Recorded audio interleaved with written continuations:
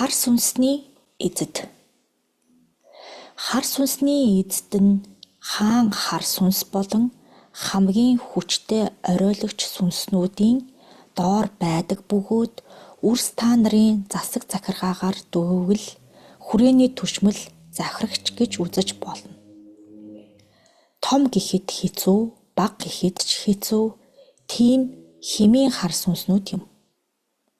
Эзэд нь өөрсдийн унлахтай, эдлэх эдтэй, цэргүүдтэй оршино. Эзэдийг дотор нь хэд хуваана. Эхлээд хийх үйлээр нь хуваана. Үүнд дайн тулааных, хар эрчмийн эзэгнэн ноёлох, харын цэргүүдийг эзэгнэн ноёлох, гайд хар үйл хэргийг тарих, худал үгсийг хэлүүлэх, сүйтгэүүлэх, эвдүүлэх, нураах, хүмүүсийн тоглоом наадгаанаас хонзогнол үүсгэх, өвгөн минийхээр хэвт үйлийг нь алдуулах гэж хэлж болох үйц буюу судар байлаа гэхэд цаасыг нь уруулах, гар утас байлаа гэхэд эвдүүлэх, хувцас хунрыг нь уруулах, байшин гэр дотор байгаа эдүүдийг эмхлэх үйлсийг хийлгэнэ. Ул үндсийг нь таслуулна, илэр бол цэцэг мод байвал тастуулна, далдаар бол ингэж болох юм байна гэсэн итгэлийг нь наадах чинь болохгүй гэх мэтээр ор үндсийг нь таслана. Ямар нэгэн орон зайг ноёлон суудаг, өдгөө ил ертөнцөд эзэн сүнснүүдтэй л тааралдана. Унтаа сэрүүний хооронд хүлээтэй мэт биеэ хөдөлгөж чадахгүй байх үед айлхан эрчмийг нь соргоч буюу дарагч сүнс энд багтдаг. Тэд хамаг биеэс зүүгдэнэ. Хар муу сүнсний эзэд хоорондоо ямар холбоотой байдаг вэ буурлаа. Хэрэгтэй байгаа илүүдсэн эрчмээ солилцсон. Мөн би үүнийг ингэж самууруулах гэж байна. Чи өөр үйл хэргийг нь самууруул хэмээн хоорондоо тэмцэлдэнэ. Ямар хар сүнсүүд энэ ноёлох байр сууринд ирж байна вэ буурлаа. Их улбаанаас эхэлж хаадыг бэлддэг ухаантай адил энэ эзэн сүнсний үйл хэргийг залгуулна шүү гэж бэлтгэгдэнэ. Ноёлох эзэд хэр олон төвшөнд эрэмб зэрэгтэй байх вэ? Сүнсний хэмжээсээр хэддүгээр хэмжээстэд байх бол буурлаа. Үрс та нартай л энэ зэрэгцэн оршино. Тийм учраас хэддүгээр хэмжээст байх нь боддоо үрс минь. Бидэнтэй адил хэмжээстэд үйлээ хийж байгаа гэдэг утгаараа эрэмблэгдэх юм уу? Арай өндөр хэмжээстэд бол арай илүү үйл хэрэгтэй байх уу буурлаа. Тэгж ойлгож болохгүй. Энэ хэмжээстэд тэдний химнэл давтамж нь ойролцоо бөгөөд өөрсдийнх нь орших орон зайд нийцэж оршдог учраас хөрст алтан дэлхий дээр үйлсээ ихээр дүүргэж байгаа нь энэ юм. Хар эзэдийн хурал чуулган болдог бидтэй буурлаа. Болно. Захирагдах ёстоор оршино. Газар нутгийн орон зайн хэмийн захиргааталт дор бас оршино. Нутаг орноор нь захирах бүлэглэлд хамааран захирагдана тийм үү буурлаа. Тийм. Нэг хүмүүнийг нэг хар муу сүнс дагаж байлаа гэхэд түүн дээр нь 10-20-ороо нэмж шавхахгүй. Дайн тулааны эзэн хар сүнснүүд. Дайтан тулалдахдаа гаргууд эзэн хар сүнснүүд энэ төрөлд багтана. Ашиглах зэр зэвсэг ихгүй ч тасралтгүй хар эрчмийг гаргаж байх толь нүмерэг гих мэт эдүүдийг зэвсэг болгон хэрэгэлдэг. Илд мэс зэргийг хэрэглэхгүй ч цэрэг уналгууд нь зэрэг зэвсэг хэрэглэх нь олонтоо байдаг. Аян дайны эзэн хар сүнсний онцлог гэвэл галын хүчинд удаан тогтдоггүй. Тиймээс дайдахдаа галд түүдэг галын дөлөөс өөдөөс нь урсгавал тэд халтаж дөнгөхгүй. Өөр нэгэн онцлог нь тэд энд шогшож өөрсдийнхөө эрчим амин зуулгыг олдог. Өөртөө шогшож байж тулалдах оршихуйдыг танин мэддэг ба үүнд нь хүмүүсийн аавра, бэлэг хүчин, байгалийн эрчим, нарны эрчим, өөрсдийнх нь үл тогтох эрчмийн урсгал шидүүд багтана. Нарны эрчмээс зүгтэн дайждаг тул дайн тулааны хар муу сүнс харуй бүрийд хүчрхэгчнэ. Арх дансанд дарсанд согтож нэгэнтэйгээ гар зурвалах, агсам тавих үед ялгарх хар муу эрчмээр мөн үйлдэлийн эрчмээр хар муу үгийн эрчим, бодлын эрчим юу гэж хэлбэл наддаа гар зурвалах бол гэсэн бодлоос ялгарх эрчим зэргээр хоололдог. Хооллож буй нь яг юу байдаг вэ? Эрчим, туяа, цацраг зэргийн аль нь вэ бурлаа? Үг үйлдэл бодлын эрчим байна. Хорсолт сэтгэл гэхээс илүүтэй харын сэтгэлээс гарах эрчим буюу агсам тавин өөрийгөө захирч чадахгүй хөөрцөглөгч үрсээс ялгарх эрчмээр хооллож өөрийгөө тэтгэж оршино. Хорогдох хорон зайн наргүй байвал хаанч байж чадна. Бүлэг болж гүрэн тулсыг үүсгэж оршихуй буурлаа. Үгүй, өөрөө л оршин тогтнохыг илүүд үздэг. Газар дээрч доорч байна гэж ойлголоо зөв үү буурлаа? Газрын хөрснөө доор биш, дээшээч наран ээжийн тусгал дамнаж буй хөрсний дээр агуй ямар нэгэн эдийн сүүдэр дагаж тогтдог. Цус сорогчтой адил нарнаас цугтаж оршдог юм. Энэ хоёр төрлийн хар сүнсийг яаж дарах вэ? Галын дүл туяанаас илүү дайжна. Мөн дарагдана, шатаж устна. Галын хүчинд амин тасран сарнаад дан эрчим болон задардаг. Дайчин хар сүнс хүмүүний аль хүр дээр илүү ноёлж орших вэ? Яг ямар шидэд гаргуун бэ буурлаа? Эдгээр дайчид хүмүүний махан биеийн дотор орж эзэгнэхгүй. Хүрд дээр суухгүй. Зөвхөн хар эрчмээр хооллоно. Агсан тавьдаг үрстэй ямар нэгэн байдлаар холбоос үүсгэн байдаг. Хар сүнс хэн нэгнийг өөрийнхөө хөтөлбөрт хамруулах холбоос үүсгэсэн байдгийг бол мэднэ. Тэр эзнийг нь хөөж олох хэрэгтэй юу? Зөвхөн холбоосыг нь устгах хэрэгтэй байдгүй буурлаа.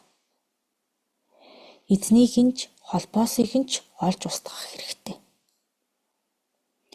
Эрүүл хэрнээ хуурай агсам тавьдаг хүмүүсийн цаана тэд байгаа юу буурлаа. Арх уусан хөлчүү үеийн эрчим нь агсантай нь хамт хүчрхэгждэг. Арх уусан ч агсан тавьдаггүй хүмүүст аюултай биш юм байна тийм үү буурлаа? Тийм ээ. Дайчин хар сүнсүүд хүчтэй бидтэй үржих явц нь адилхан уу буурлаа? Адилхан. Орон зайг эзэгнэгч эзэн хар сүнсүүд. Орон зайг эзэгнэгч эзэн хар сүнсүүд хар эрчим хамгийн ихээр хурж байгаа газар бүхэнд оршиж байдаг. Хуралдсан хар муу эрчим дээр хурч очоод үүсгэсэн эрчмээрээ хооллон өсгөн үржээд тэнд бүхий л үйлсээ явуул. Харин тухайн орон зай дотор хэн нэгэн хүмүүн байвал түүнийг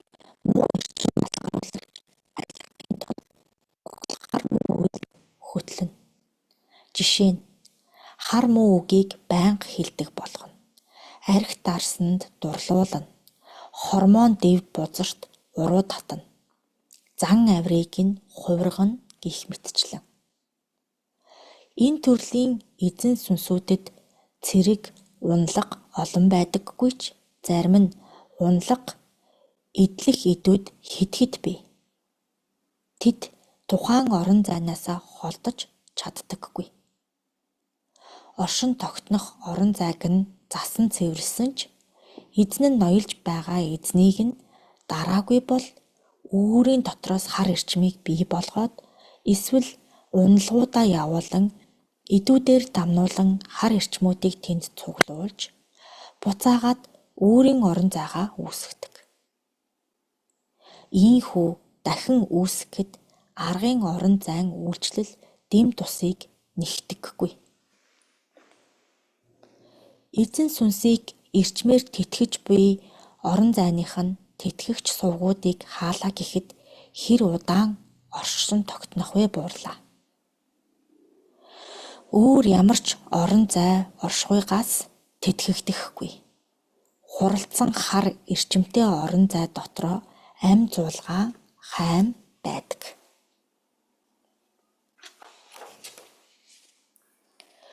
Өөрийнх нь идүүд болоод цэргүүдийг нь хураагаад орон зайг нь цэвэрлчихвэл яах вэ буурлаа. Тийм байсан ч орон зайд нь оршин буй хүмүүс юм уу ойр орших, урсан өнгөрөх хар эрчмийг татан авчирна. Тиймээс орон зайд бугшилсан хар эрчимдэр үүссэн бий болж тэндээ үрчсэн хар сүнсийг нь олзлон авчраад түүний амийг олж таслах хэрэгтэй.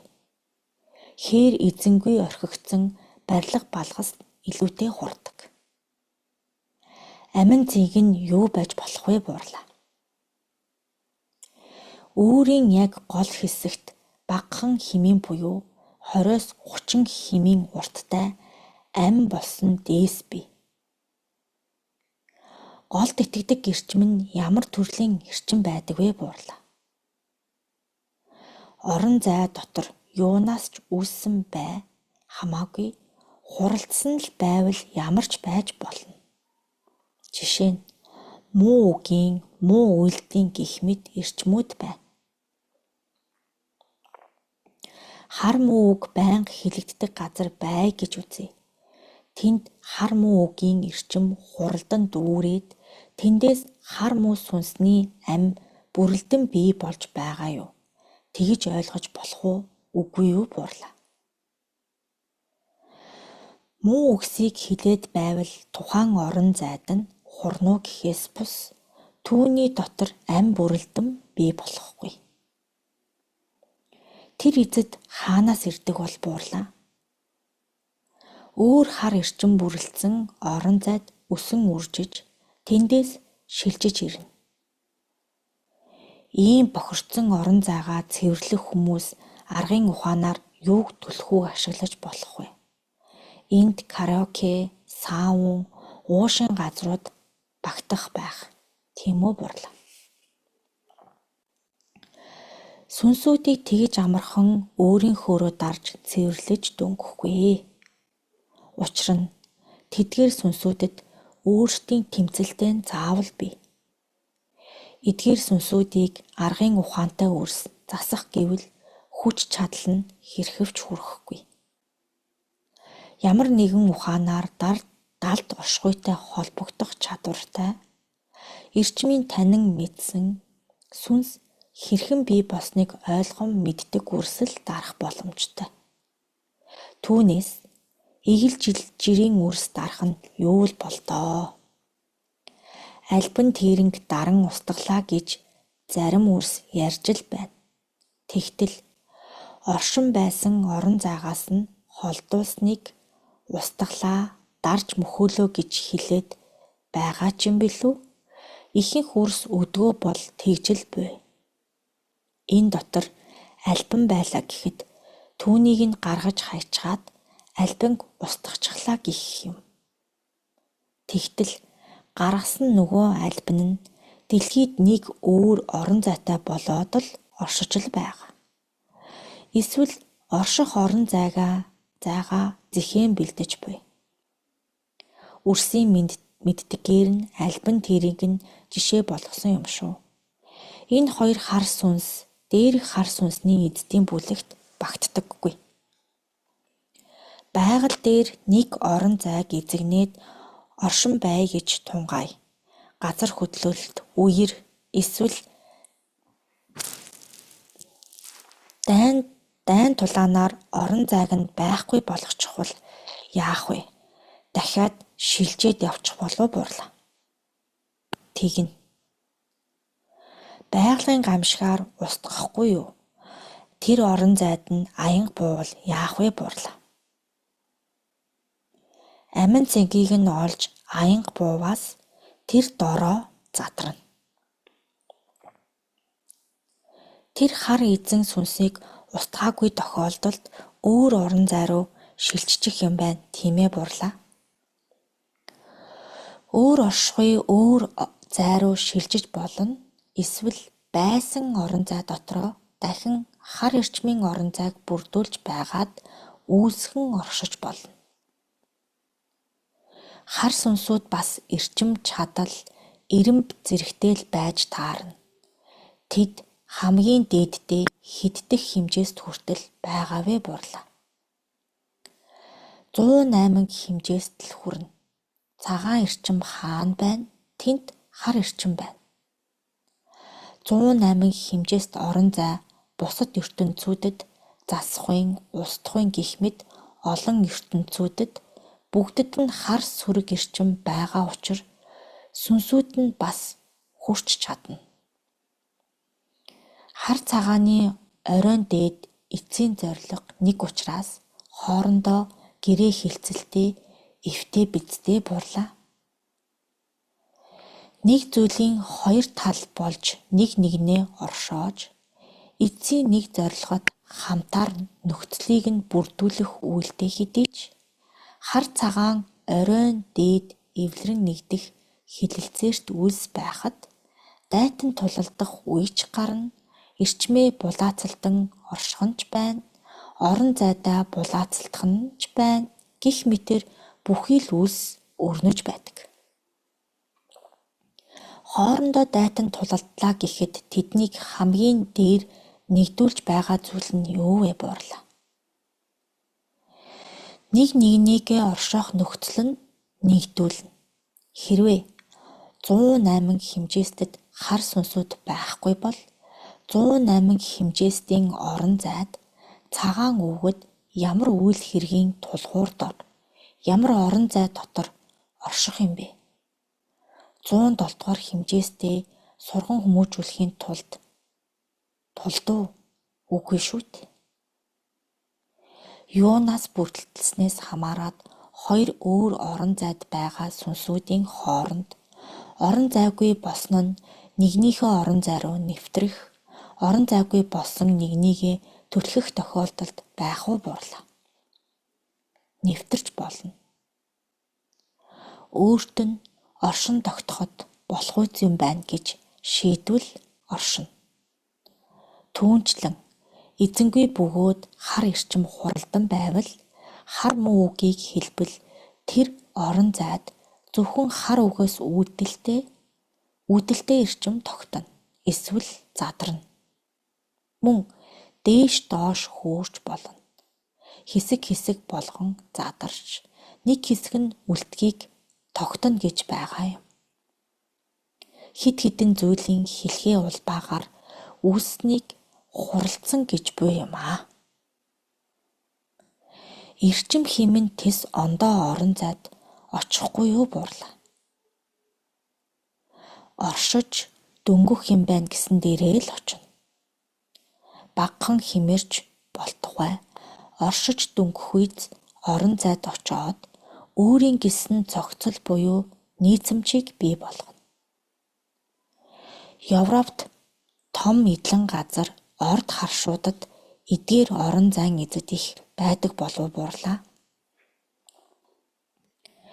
Энэ төрлийн эзэн сүнсүүд дэлхийд хамгийн ариун төгсөн байдаг.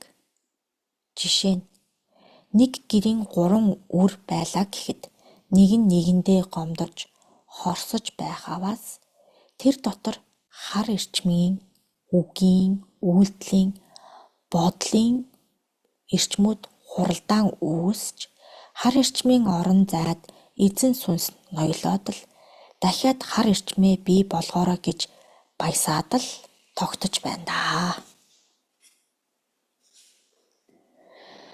Цэргүүдийг эзэгнэн орших эзэн хар сүнс. Харын ертөнцийн цэргүүдийг эзэгнэн орших эзэн хар сүнсүүд нь аргын болон бэлгийн дүртэй төстөө цэргүүдээ удирдан залж захирамж гарган дайн тулаанд оролцуулна. Цэргүүдийнхээ хуран цуглуулж авчирсан эрчмээр хооллон ундаална. Биел гэж бусдаар өргөмжлүүлэх хүсэлтэй хүмүүнтэй адил цэргүүдээрээ хүндлүүлээд цаашаа магтуулаад л байвал тэр эзэн улам бүр хүчээ аваад л байна. Ийм сүнсүүдтэй бэлгийн ертөнцийн хилэлцээр хийж байхдаа хэрхэвч цаашаасан магтсан үгийг гаргаж болохгүй. Хэрвээ магтан цаашаагаад байвал хүч нь хэд дэвэрнэ. Тэгэхээр сул тал нь түүнийг хорсгох, өөрийг нь өөрөөр нь тарчлаах, магтсан бус сайн үгийн дээд хүчээр буюу жишээ нь хайр, үнэн, дээд туйлд цагаан эрчим түүнийг хорчилгон мөхөөдөг. Мөн эрчим хүргэж өгдөг цэргүүдийг нь хурааж авах замаар дарна. Орон зайг туулж огторгүй ертөнц рүү эсвэл хөрс шороон доогуур тэр бүр шогшож дүнхэхгүй. Эзэн хар сүнсүүдтэй өвгөд бид хилцэл хийхдээ дээшээ аваачин өөрсдийн өргөнтөө хилцэл хийдэггүй. Дээшээ аваачвал бид дээш гарсан гэдэг хөөрүү сэтгэл нь тэдэнд хүч өгдөг. Өнөө цагийн засаглал, жаяглалаар бол цэргүүдийн удирдагч захирагч нар юм. Тэдэнтэй адил үлсийг дүүргэнэ. Цэргүүдээ зэхэн бэлдэж, эрчмийг нь тааруулна, захирамжаа буулгана. Шинээр цэргүүд бий болгох хэрэгтэй бол үүсгэнэ. Өвгдийнхөр бол цэрэг дааждыг зэхэн бэлдэгч жанжид гэдэгтэй адил. Байгалийн эрчим шидийн үйл хэрэгээр тэгж амархан дарагдахгүй. Дайн болоод цэргүүдийнхээ ард үлдэж мөксөн цэргүүдээ дахин өөр дүрээр босгоод тулалдуулна. Өөрийг нь гутаасан үг хамгийн дээд эрчимтэй. Чи бол аймхаа хулчгар гэх мэт үгийг олон давтан хэлэх хэрэгтэй. Тэгж тэдэнтэй тойрон байж л устна. Мөн өнөөх шившлэгт үгийн хүчин эрчмүүдээр дарж мөхөнө. Үхлэн амьгүй эрчим болж задарна. Оршихуйнд хаана байдаг вэ буурлаа. Хөрсний дээд талд гэгээтэйч бай, гэгээгүйч бай, өөрт нь нийцэл бүхий бүрдүүлэгч орон зайд буюу авдар, доороо ёроолтой тагт, тариншааны нүх, зойр, нэг л гарцтай мухар орон зайд мөн харанхуй өрөөнд байдаг. Тариншаанд амьдардаг хүмүүс яах вэ буурлаа. Зэрэгцээд хамт оршино. Хүмүүний биед тэгж айхтар гим учруулахгүй, биед нь ороод байхгүй. Гол зорилгод үйл нь цэргүүдийг захирч шинээр бүрдүүлэн бий болгох юм. Харын зарим их бага гүрэнд улс дотор нь ч бас бий. Цэргүүд нь өсөн дэвшээд тийм байр суурьнд ирж чадах болов буурлаа.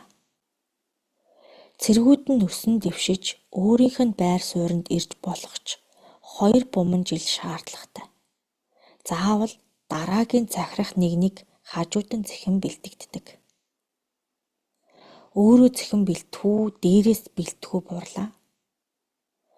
Сонгож бэлдэх сүнсийг нь хаа хийгээд дээр орших хүчтэй хар сүнсүүд шийдэн.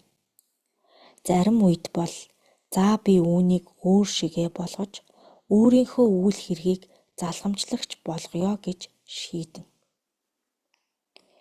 Үүлээ сайн гүйцэтгээд байвал дээш дэвшээд ямар жанжин болох вэ буурлаа. Тэгэж их хуурахгүй дээ. Учир нь өнөөх тоосонцортол биш үү? Өргөөний бид Тэнгэрийн үйл хийж байхад бидэнтэй тааралдаж байсан уу буурлаа. Ганц хоёр л таарсан юм байна. Устгахын хуулийг хийж байхад тэд тааралдвал устгагдаад явчих уу буурлаа. Тийм. Тэд бас устна, бултна, нуугдна гэх мэтээр олон үйл өрнөнө. Олон цэргүүдтэй нь илүү хүчтэй байх уу буурлаа. Зөвхөн энэ сүнсүүдэд цэргүүдийн тоо хамаагүй, хэр удаан орон зайтай оршин тогтсноосоо хүч нь хамаарна. Дөнгөж төрсөн сүнсүүдийг ч цэрэг болгож болох уу? Тодорхой шат дамжлага давсан байвал цэрэг болох уу? Хэмнэн байгаа бол болно гэж үзэхүү буурлаа. Нас хамаагүй хэмнэн байвал цэрэгт явна. Дээш доош явж чадаагүй завсрын ертөнцөд гацсан сүнсийг цэрэгт авах уу? Авахгүй. Харын хүчч хүрэхгүй, бэлгийн хүчнч хүрэхгүй учраас завсрын ертөнцөд гацаж саармаг сүнс болно. Цэргүүдэд нас өндөр болоод дориот нь ядарна гэсэн ойлголт байх уу буурлаа. Ирчмэл авч байвал тэнд харын сүнсгэл ертөнцөд хөгшөрнө гэдэггүй. Хөгшин дүртэй юм байна гэдэг болохоос хөгшөрчтэй гэсэн ойлголт байдаггүй. Үн урт хугацаанд тэр цэргүүд муу зүйлдээ улам гаргуун болоод л байна. Ямар орд өргөөтэй байх вэ? Ирчмийн өргөө байх уу буурлаа. Өөр бий. Ямар төрлийн цэргүүд бэлдэж байна вэ гэдгээс хамаарна. Арга дүртнүүдийн удирддаг нь арга дүртэй, өргөө бэлэг дүртэй, дүртэн цэргүүдтэй нь бэлгийн буюу од гариг эрхсийн эрчим гэрэл туяа цацрагаар өргөөгөө бүтээн бий болгоно. Энэ сүнс төчнөөн үртэй байна гэсэн тоо байх уу? Эхнэрийн тоо бас байх уу буурлаа. Байхгүй.